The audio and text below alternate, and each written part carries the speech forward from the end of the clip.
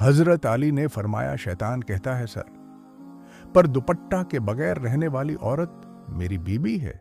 Share करो। शैतान कहता है, फिजूल खर्च करने वाला मेरा भाई है।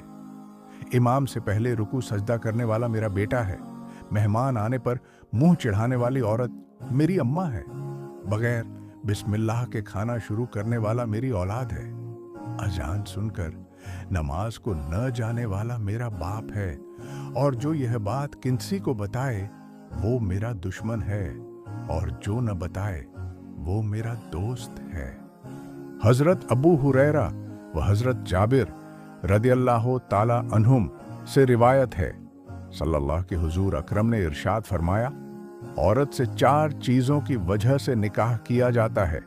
उसके दौलत, उसके ख़ानदान, उसके हुस्न व जमाल और उसके दीनदार होने की वजह से।